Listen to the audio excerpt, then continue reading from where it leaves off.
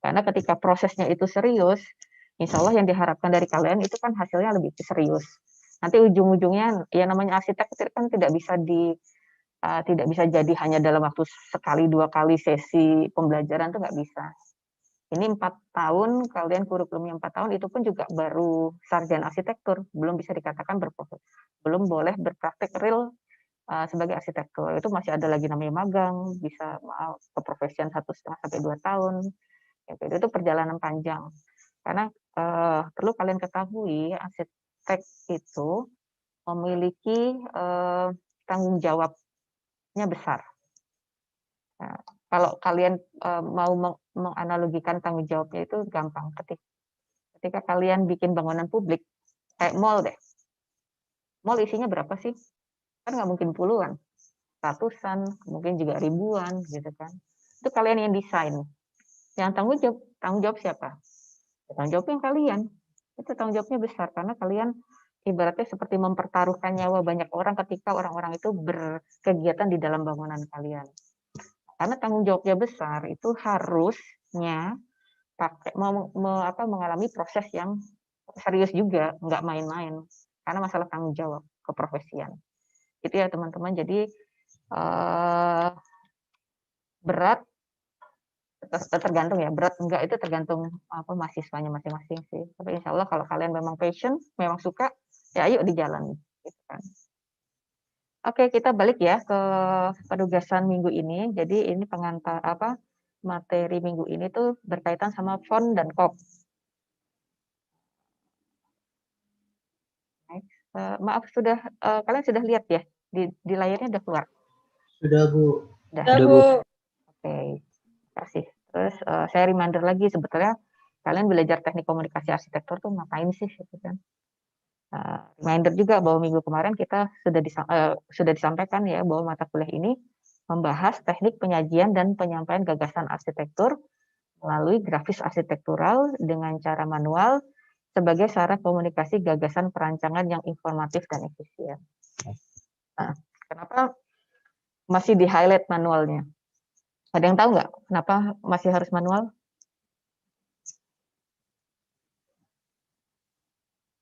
Karena masih dasar, Bu. Ya, betul. Masih dasar dan mencoba membuat sense of feeling of art-nya itu muncul itu dari situ. Dari pelan-pelan memang harus belajarnya dimunculkan. Untuk beberapa teman-teman yang sense of art-nya sudah bagus, udah given lah istilahnya, given tuh kalian tahu ya, mungkin ketika dulu sekolah gitu kan tahu ada salah satu teman atau beberapa teman yang pintar gambar. Walaupun dia nggak diajarin sih, tapi dia otomatis bisa gambar. Itu namanya given. Tapi di sini kalian antara yang given atau tidak given, yang nggak bisa atau bisa, itu dibelajarin dari sedikit demi sedikit dengan cara struktur penugasan seperti ini. Jadi diharapkan ketika ada teman yang ngerasa, oh kok gue nggak mampu ya, belum sebagus gambarnya sama temanku yang yang punya bakat gitu. Nggak usah khawatir teman-teman. Nggak usah khawatirnya karena semua itu bisa dilatih. Nah, itu juga nanti kalian selama perkuliahan juga belajar namanya komitmen. Komitmen tuh apa sih? Gitu kan. Kalian dengar orang tuh butuh komitmen. Komitmen itu diuji ketika kalian udah bosen, nggak suka, nggak ada passion, entah itu lelah segala macam. Tapi namanya deadline is deadline. Harus memacu semangatnya untuk memenuhi deadline itu. Itu namanya komitmen dan itu dibutuhkan. Nggak cuma di arsitek ya, di semua hal lini kehidupan itu butuh komitmen. Dan disinilah kalian juga belajar tentang apa yang disebut komitmen itu. Sebelum jauh ke komitmen, di sini kalian khususnya di Tekomas adalah belajar tentang grafis arsitektural dengan cara yang manual. Ya. Terus reminder berikutnya lagi adalah di keluarannya apa sebetulnya di teknik komunikasi arsitektur ini. Nah, keluarannya setelah mata kuliah ini berakhir, diharapkan kalian itu sudah mampu mengenal dan mampu menjelaskan serta menyampaikan gagasan arsitektural melalui berbagai media komunikasi yang tepat sehingga diterima dan dipahami oleh pihak lain. Jadi kalau istilah media itu sebenarnya kalau media arsitektural itu banyak, nggak cuma kertas sebetulnya. Besok kalian akan bersimulasi dengan yang namanya file atau bikin program segala macam. Bagaimana kalian juga presentasi menyampaikan sesuatu yang sudah kalian desain atau rancang, terus kemudian dikomunikasikan secara verbal. Ada komunikasi secara verbal, ada komunikasi secara non-verbal. Output dari kegiatan rancang itu biasanya memang secara umum adalah non-verbal. Non-verbal itu artinya ya gambar. Gambarnya berupa dalam media macam-macam. Nah, berikutnya dari produknya itu kan kita harus mampu untuk mengkomunikasikannya dengan baik. Nah, selain dari luaran nonverbal atau gagasan arsitektural yang dituangkan di dalam media, itu kemampuan lain adalah kemampuan verbal. Dan itu nanti untuk beberapa sesi penugasan kalian akan diminta untuk presentasi, gitu, mempresentasikan apa yang sudah kalian buat. Lanjut, setelah reminder tadi apa sih tujuannya, terus apa luarannya. Di dalam minggu ini kalian akan belajar 3 hal besar sebetulnya, 2 hal sih sebetulnya, COP sama font. Nanti kalian akan belajar tentang media, terus kemudian apa sih yang disebut tipografi, kemudian apa sih yang disebut COP. Nanti kalian juga akan bisa belajar secara mandiri apa sih contoh-contohnya dan bagaimana contoh-contoh secara teknis juga ada, sudah saya berikan di kolobar kalian link-linknya itu, nanti silakan dilihat. Terus nanti ada penjelasan lebih detail bagaimana kalian penugasan di minggu ini. Kemudian media, oke. Media itu ya seperti saya sampaikan itu kan salah satu sarana kita untuk bisa mengomunikasikan kegiatan arsitektural kita. Dalam hal ini kalian belajar tentang media yaitu kategorinya non-verbal, hand drawing atau pakai tangan, dan menggunakan paper atau kertas. Nah, masuk ke media kertas gambar itu secara umum, apalagi di arsitektur, secara umum khususnya di arsitektur itu mengenal istilahnya ukuran kertas A0, A1, A2, A3, A4 itu akan jadi hal yang ukuran yang sangat familiar di kalian. Tapi sebetulnya kalau di dunia selain arsitek itu ukuran kertas nggak cuma A1, A2, A3, A4 gitu ya. Tapi ada istilahnya, ini saya baru tahu ini bahkan ada ukuran 4A0, 2A0 itu biasanya pengali ya teman-teman. Coba bayangin kamu kalau lihat dari A4 ke A3. A3 itu 2 kalinya A4. A2 ukurannya adalah 2 kalinya A3. Jadi dia multiply 2 kalinya dari ukuran sebelumnya. Jadi ini adalah ukuran-ukuran kertas yang diharapkan kalian mulai familiar ya, karena ini dunianya kita. Nanti terkait sama skala juga, skala penggambaran. Jadi kalau kalian gambar di kertas A0, nggak cuma kertas fisik ya, maksudnya di file misalnya kalian gambar di AutoCAD, di SketchUp segala macam, itu juga kalian harus ada simulasi skala di dalam otak secara mental itu. Kalau gambar di ukuran kertas A0, A3, A4 itu nanti layoutingnya beda-beda. Tapi sebelum ke situ kita pelan-pelan aja belajar bahwa di media yang kalian pakai ukurannya di dalam penugasan selama Take Home Art ini cuma 2 tipe, A3 dan A1. Oh ada A2 juga, maaf, A2 juga. Jadi nanti kalian mohon disiapkan kertas-kertasnya sesuai dengan yang ditugaskan di setiap penugasannya. Kami harap itu tidak menyusahkan kalian ya. Kertas itu kan banyak banget sebenarnya tipenya. Tapi kenapa kalau dalam penugasan ini kami mintanya HPS itu karena memang relatif mudah untuk dicari dimanapun. Jadi untuk penugasan kali ini kalian diminta untuk cari kertas ukuran A3 dan A0. Ini bisa kalian lihat di A3 itu ukurannya adalah 297, ini kan milimeter ya, berarti sekitar ya 30 kali 42 cm lah kalau A3. Kalau A1 itu 4 kalinya ukurannya, berarti sekitar 60 cm kali 84. Bayang ya kalian kalau ada tegel nih ukuran di rumah kalian ada 30 kali 30 itu sekitar 6 tegel. 6 tegel kurang gitu lah. Udah kebayang tuh kalau A1 tuh segitu tuh. Ya, terus nanti terkait sama jenis kertas, tadi saya sampaikan tergantung pada materi gambar yang disajikan. Tapi untuk penugasan kali ini kalian pakai yang HPS. Terus jenis alat gambar dipakai bisa pensil, bisa Rapido, dan skala gambar dan jumlah gambarnya nanti disesuaikan. Ya, kemudian next informasinya terkait ini visualisasi tentang ukuran tadi. Ini saya bilang bahwa A3 ini 2 kalinya A4, gitu kan. Kalau A2 itu 2 kalinya A3 dan seterusnya.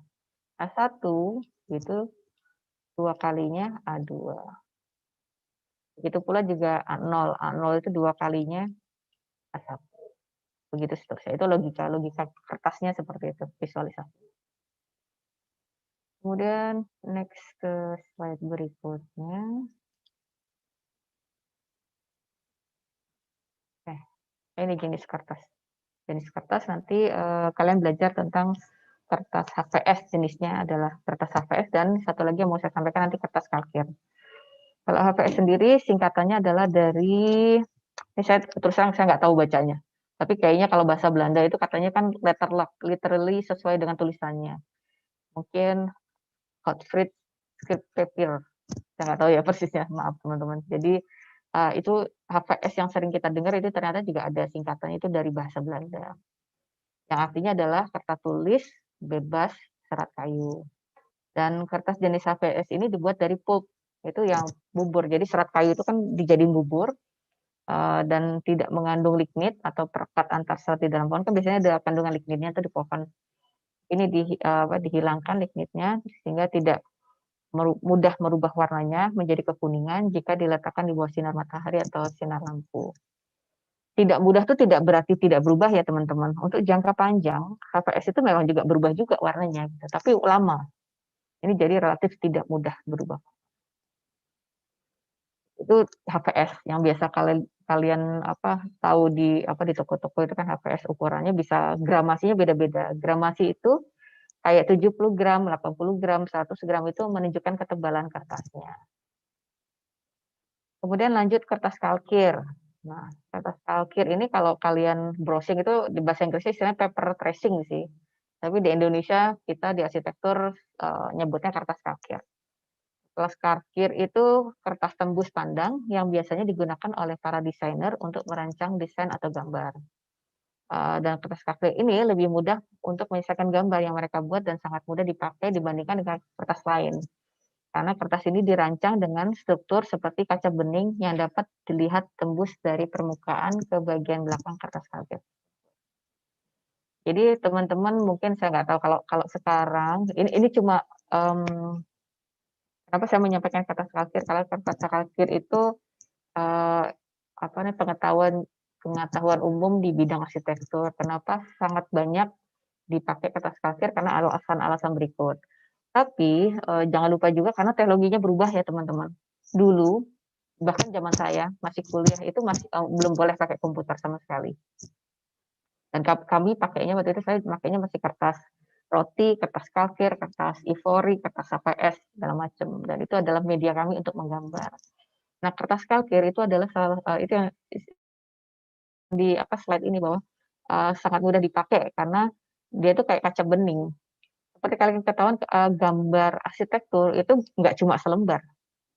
Kan ada gambar lantai 1, lantai 2, lantai 3 itu kalau lantainya puluhan itu sangat mudah jika kita me-overlay atau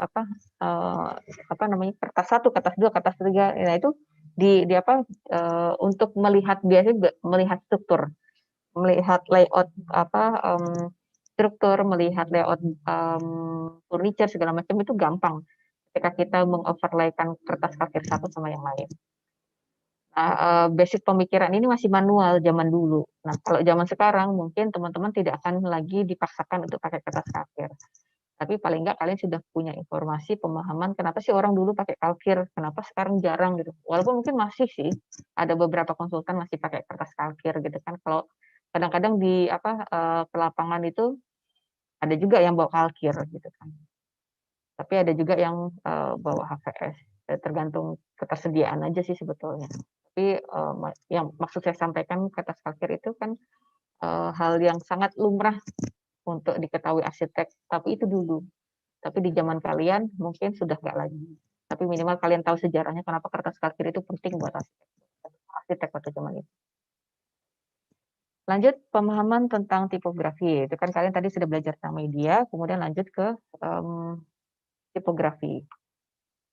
Tipografi itu ilmu tersendiri sebetulnya dan itu banyak banget materinya. Tapi saya pengen ini dipersingkat, kalian sesuai dengan konteksnya. Kalian kan lebih concernnya ke arsitektur. Nah, tipografi adalah salah satu elemen ilmu pembelajaran yang akan pasti diterapkan di arsitektur.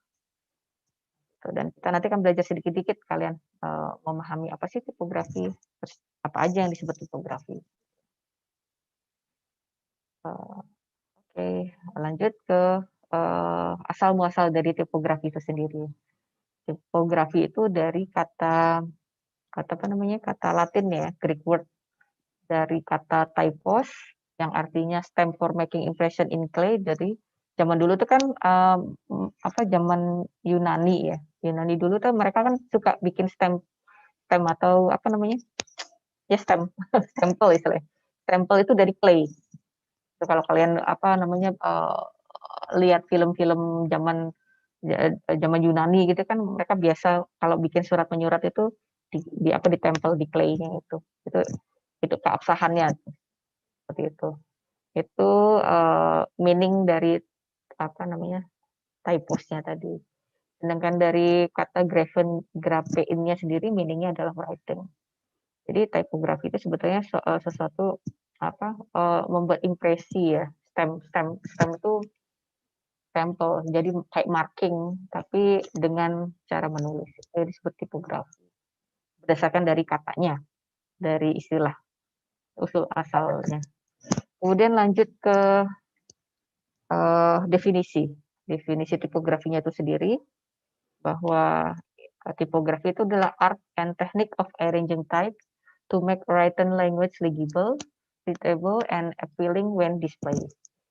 Jadi tipografi itu memang termasuk art, dan art itu bagian dari arsitektur. Semua yang berkaitan art itu bisa dikategorikan masuk ke dalam, bukan dikategorikan, bisa di-apply ke dalam ilmu arsitektur.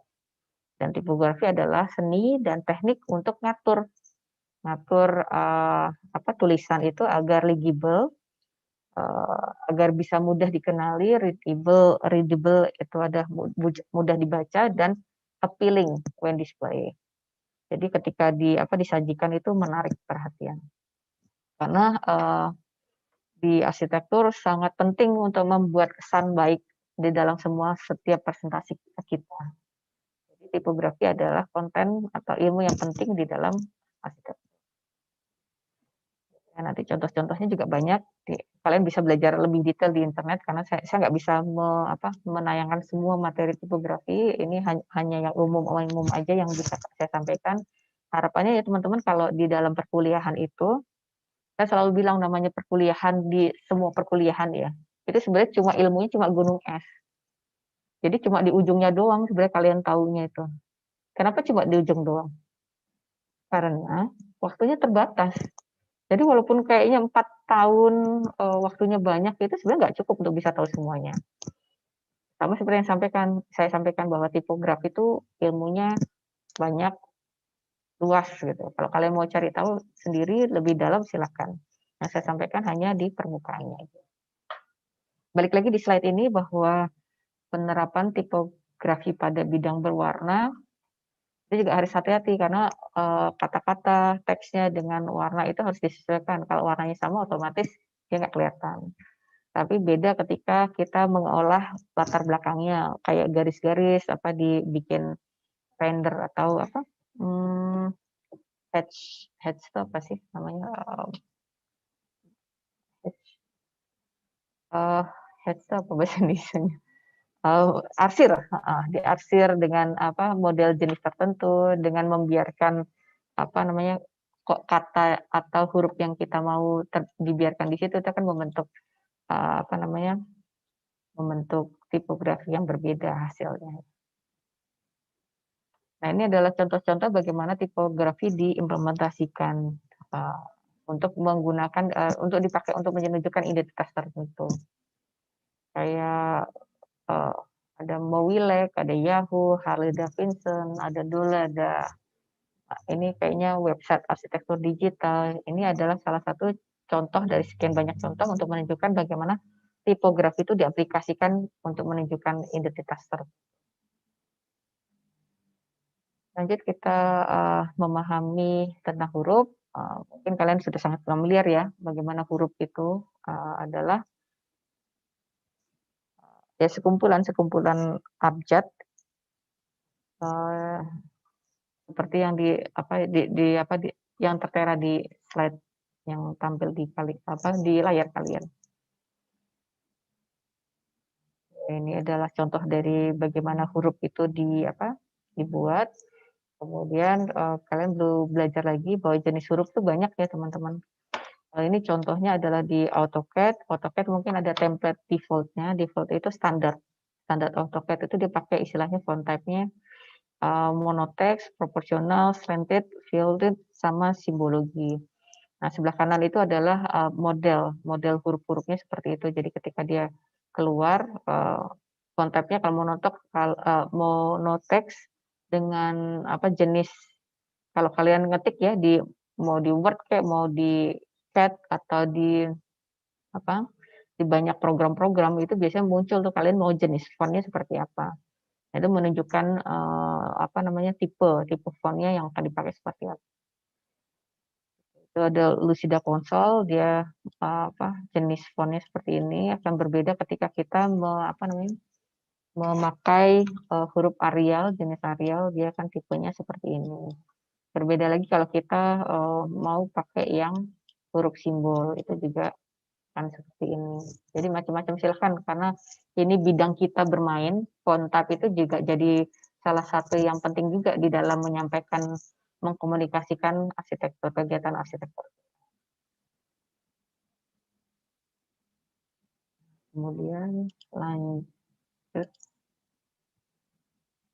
Nah, ini adalah contoh-contoh bagaimana tipografi kombinasi antara huruf dan angka. Ada 1, 2, 3, ABCD, segala macam dengan skala dan proporsi tertentu, dan arranging-nya satu sama lain itu juga beda-beda. Ketika kerning tuh ini jarak antara satu font, bukan font, huruf atau abjad satu sama lain itu disebut kerning. Ketika dia di settingnya berbeda, mau dekat atau mau renggang, itu nanti visualisasi juga beda, hasilnya juga beda. Nah, itu butuh jam terbang, butuh upaya untuk bisa belajar lebih banyak lagi untuk simulasi terkait sama tipografi ya teman-teman. Nah, ini di bawah itu ada tulisan denah skala. Nah, ini salah satu contoh aplikasi bagaimana tipografi diterapkan di dalam bidang kita. Jadi, kalian akan sangat familiar dengan istilah denah, ada garisnya, ada skala 1:100, itu fontnya pun berbeda-beda. Itu style font itu enggak baku, jadi terserah kalian sebetulnya mau pakai seperti apa. Oke, lanjut. Ini salah satu contoh lagi sekumpulan font abjad sama angka. Nah ini kalau kalian lihat di buku di toko-toko alat tulis kantor gitu kan, kalian bisa lihat ada merek, nggak cuma Rotring sih sebetulnya, macam-macam. Tapi istilahnya ini tuh MAL. MAL itu yang itu jadi membuat pola. Jadi memudahkan teman-teman itu untuk gambar atau menuliskan sesuatu atau di dalam kertasnya itu.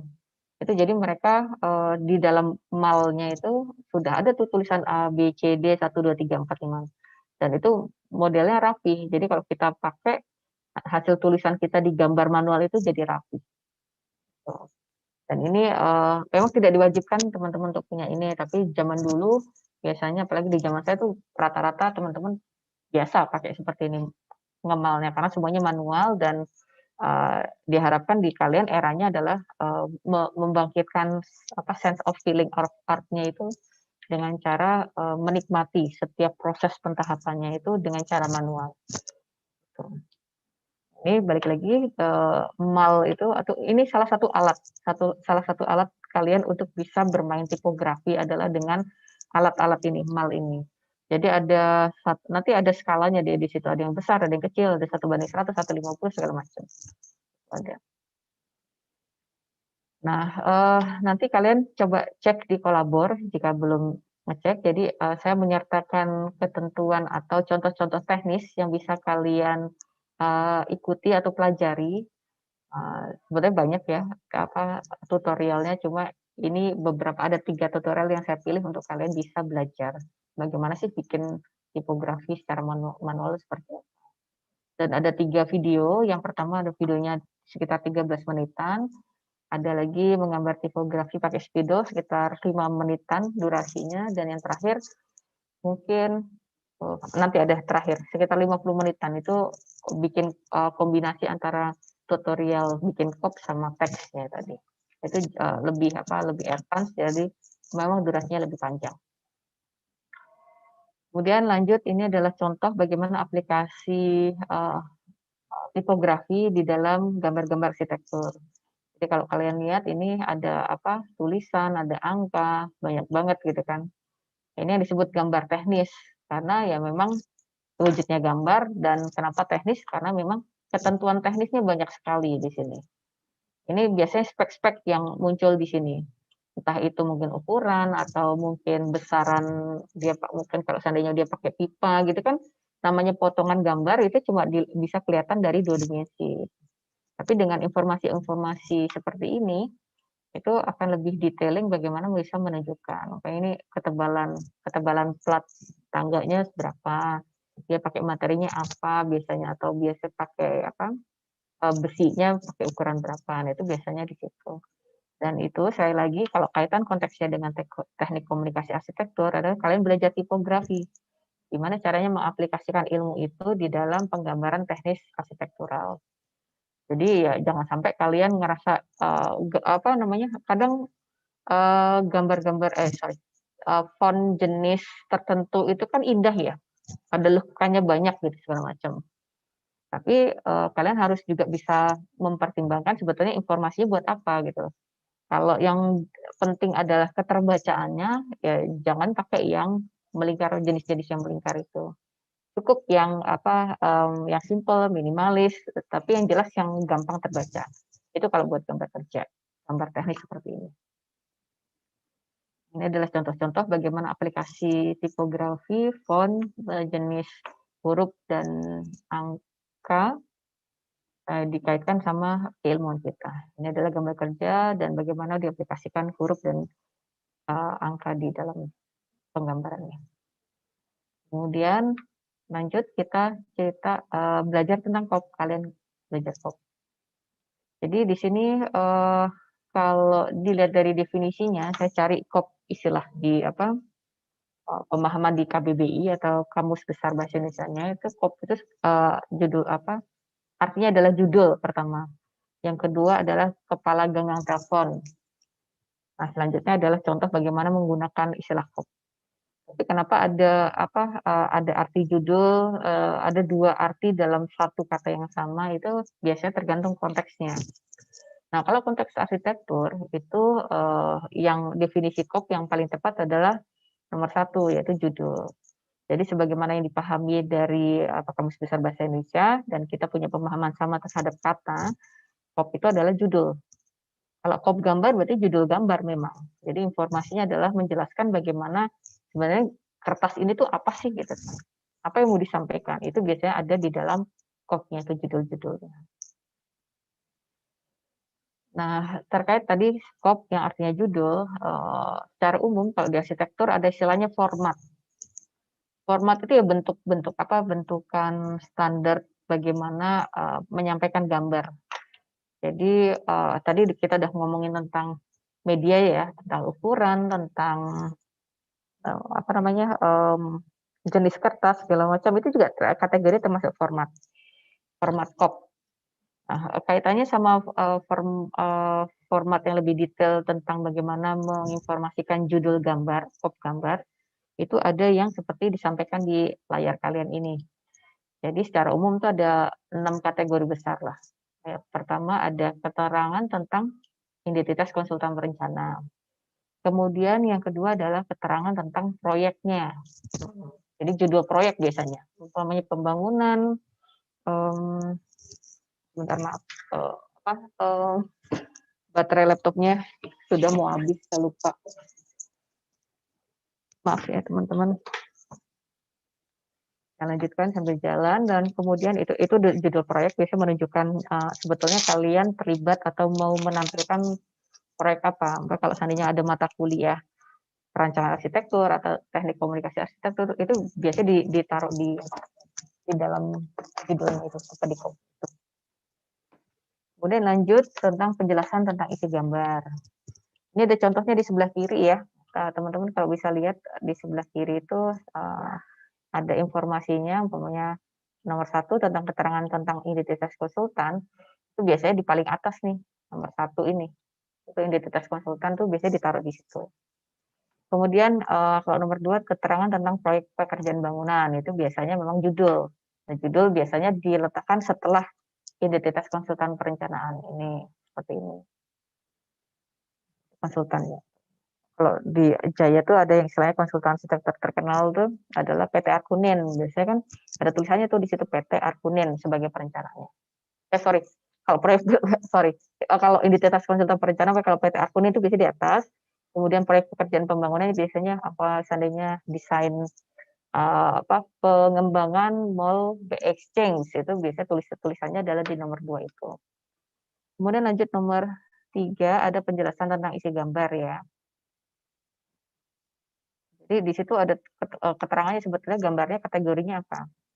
Biasanya kan gambar itu macam-macam ya teman-teman, kalau di bidang konstruksi atau eksekusi di lapangan itu ada 3 kategori besar. Gambar itu ada gambar arsitektur, ada gambar struktur, ada gambar MEP atau mechanical, electrical, plumbing. Kita nggak ngomongin tentang struktur sama mechanical, electrical karena itu sudah ada orangnya sendiri, ada konsultannya sendiri. Nah, kalian atau kita mainnya adalah di gambar kerja arsitektur. Itu biasanya gambar-gambarnya juga gambar-gambar arsitektur. Beda soalnya apa informasi yang diberikan di gambarnya itu. Kemudian nomor 4 adalah keterangan tentang pihak-pihak yang terlibat dalam manajemen proyek pekerjaan gedung. Nah, biasanya itu yang saya sebutkan, kalau gambarnya kan beda-beda tuh, ada gambar arsitektur, ada struktur, sama MEP atau mechanical, electrical. Nah, itu biasanya konsultannya beda-beda. Biasanya mereka juga dicantumkan di dalam lembar-lembar kerjanya itu, karena kita kerja desain bangunan itu nggak cuma sendiri, apalagi yang kompleks ya, kompleks itu maksudnya besar, luas, itu kan udah wajib lah pakai konsultan struktur sama MEP. Itu biasanya nama-nama pihak manajemennya yang terlibat akan dituliskan juga di dalam KOP-nya ini. Kemudian terkait sama judul gambar. Apa sih bedanya judul gambar? Tadi sudah disebut KOP. Oh, ini KOP lagi, judul gambar lagi. Nah, maksudnya judul gambar di sini adalah benar-benar yang menunjukkan judul dalam kertas itu. Jadi kalau kalian nulis mau menampilkan gambar denah, ya tulis gambarnya itu di sininya adalah tulisannya denah gitu. Itu disebut judul gambar. Beda lagi kalau kalian bilang potongan, nanti tulisannya di situ berubah jadi potongan. Tapi identitas atau format gambar 1, 2, 3, 4-nya nggak berubah. Yang berubah adalah biasanya nomor 5 sama 6. Judul gambar dan keterangan tentang lembar gambar. Biasanya ada kode gambar, ada kode nomor, itu sesuai dengan kesepakatan di konsultan masing-masing sih biasanya. Misalnya tentang lembar gambar nih, gambarnya sekitar ada mungkin ratusan atau puluhan gitu, biasanya tulisannya gini, 1/24 gitu. Itu berarti lembar pertama dari 24 gambar keseluruhan, biasanya gitu. Atau biasanya nggak sampai tulisan 1/24, kadang-kadang cuma 1 gitu kan. Berarti, oh ini lembar ke-1, lembar kedua, lembar ketiga, seperti penomoran halaman yang kalian pahami secara umum. Itu lembar gambar. Kalau istilah kode gambar, itu biasanya ada kode-kodenya. Kalau A01 biasanya itu terkait sama site plan. A02 terkait sama denah. Kalian udah mencoba untuk lebih familiar ya. Jadi kode-kode ini bisa berbeda sih, konsultan satu sama lain itu biasanya ada artinya kode-kode itu. Tapi ini contoh aja bagaimana kode gambar itu dibuat dan mengartikan sesuatu, karena namanya simbol kode itu kan menerjemahkan sesuatu maksud ya. Ada juga konsultan yang bilang A01 itu dia ngomongin set plan. Kadang-kadang set plan itu nggak cuma 1 lembar doang, tapi kadang-kadang beberapa lembar karena memang informasi yang mau diberikan banyak. Jadi dia berlembar-lembar hanya untuk ngomong set plan. Atau, A02 terkait sama denah. Denah tuh kadang juga cuma 1 lembar. Kalau bangunannya tinggi atau banyak luas gitu kan dia butuh denah itu layering, jadi berlembar-lembar juga. Nah, itu butuh kode-kode untuk bisa memahami dari keseluruhannya. Ini termasuk teknik dari mengkomunikasikan kegiatan arsitektur kita, itu dari detail-detail seperti itu. Kemudian lanjut, itu yang tingkat advance-nya ya, diharapkan kalian mungkin tidak serigid atau sedetail ini kalian nanti akan mengaplikasikannya, tapi kalian tahu maksudnya untuk kalian belajar COP itu nanti ujung-ujungnya adalah seperti ke sini. Ada format COP ini format yang standar secara umum di arsitektur itu seperti ini gambarnya.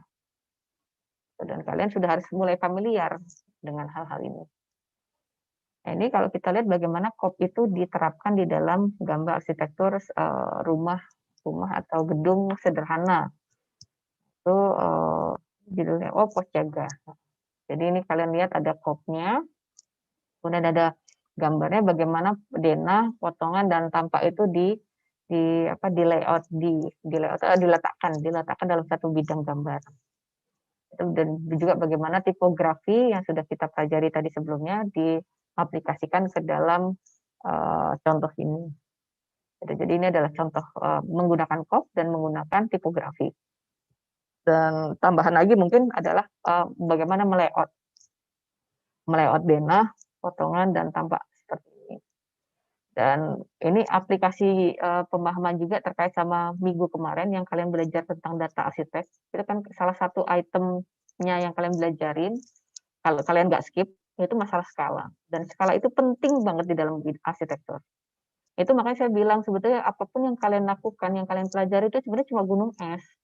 Jadi kalian harus, kalaupun cuma gunung es, kalau pengen tahu lebih detail, silakan mengupayakan lagi pemahaman atau mencari tahu sendiri di perpustakaan, di website, di buku segala macam.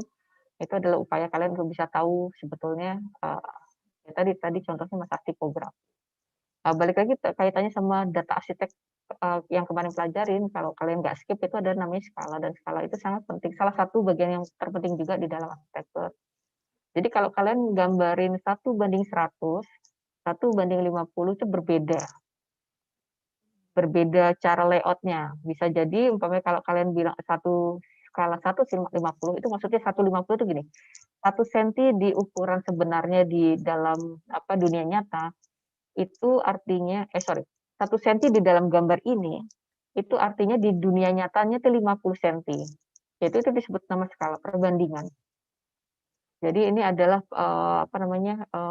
mewakili. Jadi 1 senti di sini, kalau informasinya skala 1:50 ya, berarti 1 senti di sini itu artinya di real pembangunannya adalah 50 senti. Beda lagi kalau 1:100. Kalau tulisannya 1:100 berarti 1 senti di dalam gambar ini artinya di real pekerjaan ketika di tanah tuh di site-nya itu berarti 100 senti. Itu namanya 1/100. Skala 1/100. Beda lagi umpamanya kalau seandainya kawasannya luas banget itu biasanya nggak akan mainnya di 150, 1/100, tapi 1/1000 atau 1/2500 atau 1/5000. Itu artinya itu kalau kalian lihat di peta tuh ya, kalau 1:5000 gitu, itu artinya 1 senti di dalam kertas. Itu artinya 5000 senti di luar sana. Itu yang disebut skala. Jadi pelan-pelan kalian pelajari bagaimana skala itu sangat penting untuk bisa mengkomunikasikan apa yang kita mau. Sebetulnya 1 senti di gambar pos jaga ini sebenarnya di realnya berapa? Bisa dibaca di situ. Sedikit-sedikit ya saya sangkutin dengan materi yang kemarin itu. Nah, terus ini highlight-nya adalah penerapan tipografi pada gambar potongan. Seperti yang sudah saya sampaikan sebelumnya, ini adalah contoh-contoh bagaimana tipografi diaplikasikan di dalam gambar-gambar teknis. Ini aplikasi contoh juga bagaimana antara COP, antara tipografi, layout, segala macam dan pemahaman skala yang kalian pelajari kemarin di data arsiteknya Nuvert itu diaplikasikan di sini. Ini adalah contoh-contoh berikutnya sama bagaimana mengaplikasikan COP dan tipografinya di dalam gambar-gambar.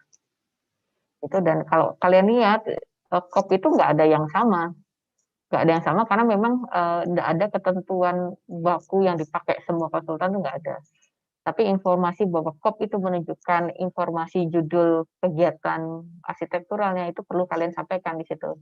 Yang minimal sudah saya sampaikan ada 6 kategori besar tadi, dari perencananya siapa sampai ke penomoran atau lembar gambarnya.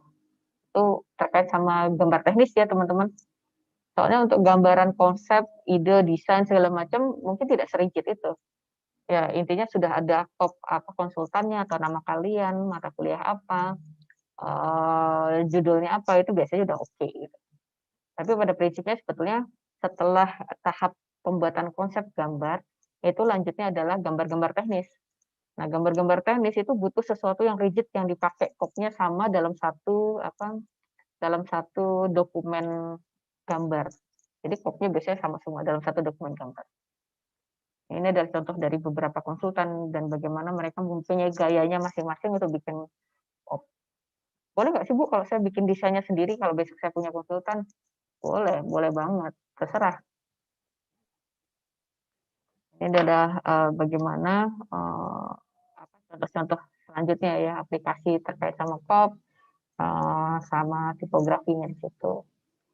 Nah, ini yang saya bilang tadi ada contoh teknik yang mungkin lebih panjang, sekitar 50 menitan, bagaimana membuat kop dan huruf alfabet itu di dalam satu kertas. Nanti kalian bisa ikutin. Kemudian lanjut ke cerita atau penjelasan, penugasan tugas kedua ini yang terkait sama font dan kop. Nah, di sini kalian diminta untuk ada tiga tugas besar di dalam minggu ini. Maksudnya ada kalian diminta gambar abjad, gambar huruf, sama gambar kop. Jadi font style atau jenis fontnya atau abjad hurufnya terserah, bebas. Point font itu maksudnya ini ukurannya, ketinggian atau besarnya itu namanya point font. Itu bebas, terserah kalian memilihnya seperti apa. Kalau layoutnya secara umum juga bebas, tapi wajib memenuhi kaidah komposisi desain yang baik. Jadi coba diperhatikan bagaimana mengkomposisikan sesuatu tulisan atau bukan tulisan, abjad atau huruf yang diminta di dalam penugasan kali ini. Itu aja. Kemudian lanjut ke tentang teknisnya adalah format ukurannya kertas A3, ukuran A3 tadi sekitar 42 kali berapa ya, 29. 2 kali 30, 297 kali 42 sentian. Terus kemudian ini jenis media kertasnya adalah HVS jenisnya atau yang setara, jadi tidak menutup kemungkinan untuk bisa pakai kertas lain, terserah kalian. Tapi prefernya adalah kertas HVS. Itu tugas untuk gambar abjad. Yang berikutnya adalah gambar huruf, sama sebetulnya ketentuan-ketentuan teknisnya. Cuma yang satu berarti gambar ukuran A3-nya adalah isi tentang abjad, yang kedua adalah huruf ya. Kemudian yang terakhir adalah tugas terkait koma kop sama teks. Ketentuan umumnya sama, tapi yang berbeda adalah formatnya. Jadi saya minta kalian menggunakan format ukuran A1. Jadi sekitar 4 kali lipatnya dari A3. Jadi kalian bisa beli, karena ini waktunya sampai Sabtu ya. Jadi kalian bisalah mencoba mencari, karena apalagi kalau HVS relatif lebih gampang, lebih mudah untuk mencarinya. Tuh.